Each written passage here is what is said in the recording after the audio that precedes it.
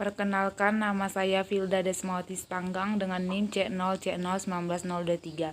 Di sini saya akan menjelaskan materi tentang aspek fiskal dari aset lancar berupa beban dibayar di muka. Apakah beban dibayar di muka? Beban dibayar di muka adalah pos-pos yang pada awalnya yang dicatat sebagai harta, tetapi diharapkan menjadi beban di kemudian hari setelah melampaui kegiatan normal perusahaan.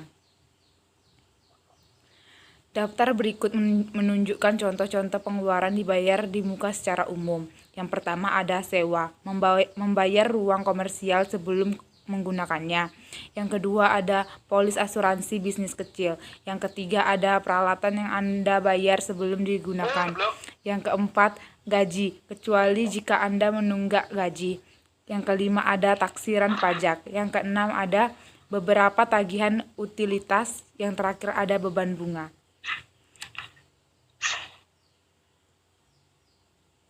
Jenis-jenis biaya dibayar di muka antara lain, yang pertama ada pajak pertambahan nilai biaya sewa dibayar di muka yang meliputi biaya sewa gedung kantor dibayar di muka dan biaya sewa kendaraan dibayar di muka.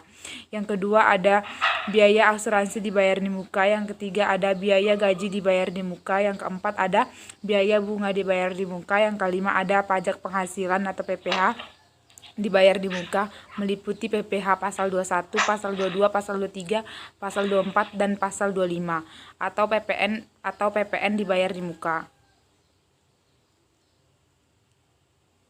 Pencatatan biaya dibayar di muka. Dalam ilmu akuntansi, pencatatan biaya dibayar di muka dapat dilakukan dengan dua pendekatan, yaitu pendekatan neraca atau pendekatan harta, dan pendekatan laba rugi atau pendekatan beban. Jika suatu perusahaan sejak awal melakukan pencatatan biaya dibayar di muka dengan pendekatan laba rugi, maka seterusnya harus konsisten, begitu juga sebaliknya. Pajak PPh pasal 4 ayat 2 dari penyewaan tanah dan bangunan.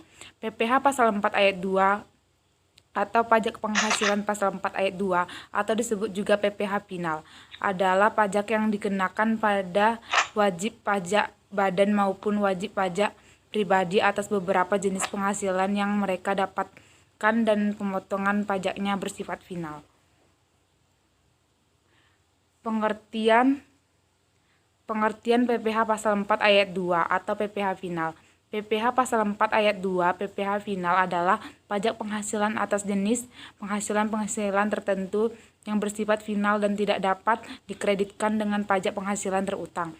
Istilah final di sini berarti bahwa pemotongan pajaknya harus hanya sekali dalam sebuah masa pajak dengan pertimbangan kemudahan, kesederhanaan, kepastian pengenaan pajak yang tepat waktu dan pertimbangan lainnya.